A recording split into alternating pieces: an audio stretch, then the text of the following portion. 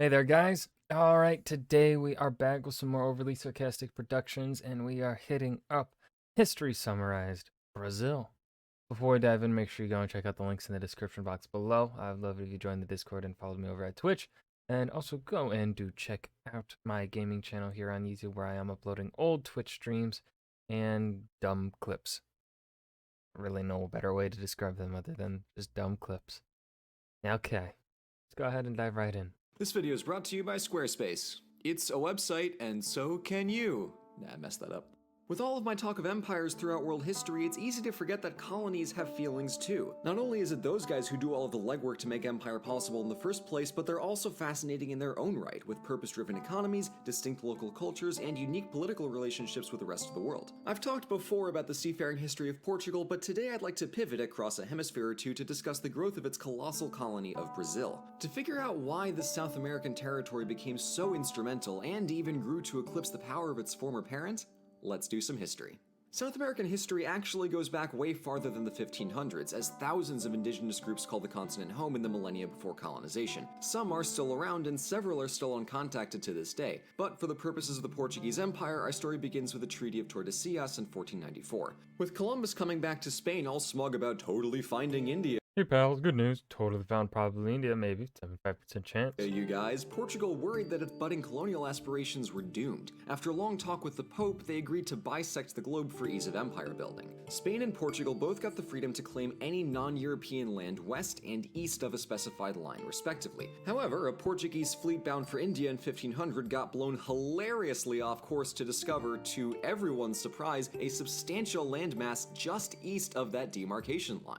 Lucky day. Portugal named it after the abundant supply of reddish-orange Brazilwood trees, which were later used for dyes, among other things. Brazil, as it came to be known, just kind of sat there for the early 16th century, as the big money was being made along Indian spice routes in the east. While Portugal seems to not really have cared all that much for Brazil at first, they got real defensive when France tried to muscle in on their territory and clandestinely export Brazilwood. As a result, King João III made an active effort to centralize the Brazilian government, better guard the ports to stop those pesky French, and attract new colonists to move there. Things moved along at a typical colonial pace, making very tenuous contacts with local native groups while exporting natural resources back to Portugal. Indigenous peoples who got captured for labor typically ran away inland, which might as well have been like jumping off the edge of the earth, because to this day, the coastal mountains have been a colossal barrier to inland development in Brazil. In the absence of a stable local workforce, Brazil, imported one. Yeah, so the Brazilian economy single-handedly kick-started the transatlantic slave trade, which was supplied by regular Portuguese contacts. Along the way to the Indian Ocean, Portugal would buy prisoners from various African kingdoms and with tribes. coastal African populations, and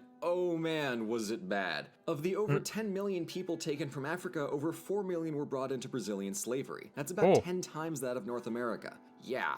And worse yet, the brutality of their treatment in Brazil meant that turnover was very high, and slaves were almost constantly imported into Brazil until they were finally outlawed in the very late 1800s. To make matters worse, the trade itself had a catastrophic and centuries-long effect on coastal African populations and economies. It's just a really bad time. So, with that very depressing sidebar addressed, you may see why the Portuguese treated Brazil as more of a side hustle than its imperial priorities along the Indian spice routes. That all changed when who else but the French snuck over to capture the harbor city Oh, not the French. of Rio de Janeiro in 1555 because, whoops, Brazil never bothered to fortify it. Someone's getting fired for that. And in other things that make very little sense, apparently Rio de Janeiro is supposed to be pronounced Hugh de Janeiro. And to that I ask one question, and that is, what did the letter R ever do to you guys? But while I could confusedly stare at linguistics all day, we should probably move on to the early and mid-1600s, when Portugal's unwelcome participation in the Iberian Union with Spain meant that they had to deal with all of Spain's enemies, and in this case that entailed the Dutch trying to yoink Brazil from Brazil. After Portugal broke off its 60-year marriage with Spain, Brazil ultimately ousted the Dutch by themselves in 1654, which got people thinking, hey, maybe these Portuguese guys care more about spices than us Brazilians, and they would keep thinking exactly that for another 150 years until that train of thought came to its logical conclusion. So yeah, stay tuned for the inevitable independence movement. Since getting glomped by the Iberian Union, Brazil expanded outwards and a bit inland, though 3 of the 4 biggest cities, Recife, Salvador, and Rio, were still coastal. Strengthening economic ties and a lasting linguistic bridge kept Brazil looking eastward to their increasingly responsible parent state rather than mingling with their Spanish Spanish-speaking neighbors. It also helped that there was a metric Amazon in the way. Speaking of economics, sugar later joined Brazil wood as a key export, and soon Brazilians would finally have a motivation for making the trek over the mountains and inland because somebody discovered gold. Along with demographics and economics, the political weight of Brazil shifted to gold-adjacent Rio de Janeiro, which became the capital of the colony in 1763. Admittedly, this switch happened over half a century after the gold was first discovered, but given the gold rush continued on for another century after this, I figure better late than never. Coincidentally, this ludicrously lucrative resource rush around Rio had a considerable effect back in Lisbon as well. With British and Dutch traders squeezing Portugal out of their old Indian Ocean trade routes, Brazil's newfound wealth made an Atlantic imperial pivot the logical choice. Back on the Iberian Peninsula, losing the spice monopoly wasn't even the worst of it. In 1755, a triple disaster in the form of an earthquake, tidal wave, and fires leveled most of Lisbon and set Portugal on a long and painful rebuilding process. To make matters worse, along came Napoleon to throw everyone for a loop at the turn of the century. In an attempt to blockade England from the Mediterranean and South Atlantic, Napoleon brought the Bonaparte into Iberia. In 1807, Queen Maria and her son Dom João booked it right the hell out of Portugal with a British escort to establish a new government in exile in Brazil. The royals, very thankful to be alive, opened up the Brazilian economy to foreign powers, but really mostly England, whereas the colony had previously been trading exclusively with Portugal. Though Maria was still technically the monarch, her son João did a lot of the governing, establishing a slew of official offices, councils, and agencies in their new home of Rio.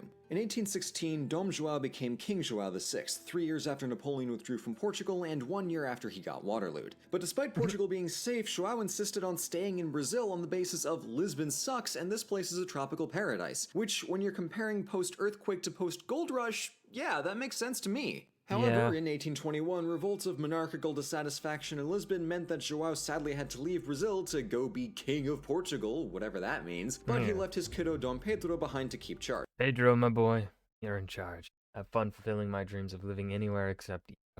Portugal, having some post-war problems, wanted to undo the reforms of João and restore Brazil to subservient colony status. But when the Portuguese parliament asked Pedro to return to Lisbon to stop Hey, can you guys devote your entire existence to the enrichment of your continental masters like a good colony?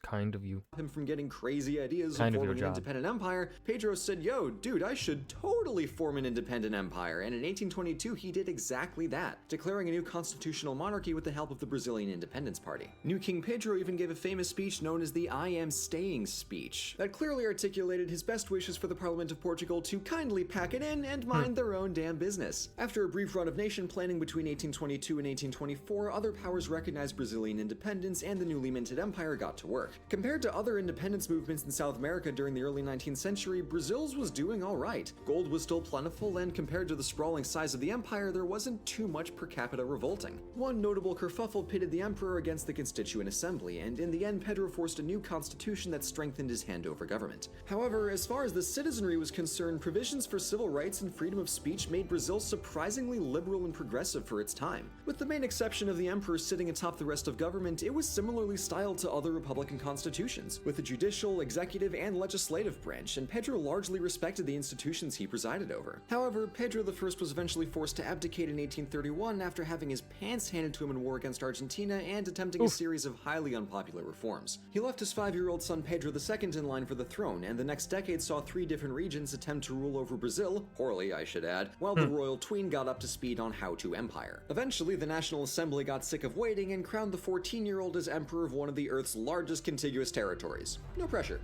Now I know what you're thinking. Hey Blue, we literally just saw this go to hell in the China video. How soon until South America completely implodes with a teenager in charge? But, surprise, surprise, Pedro II turned out to be a smart, compassionate, and almost consistently competent ruler. And that is the absolute last time I— Wait, hold on.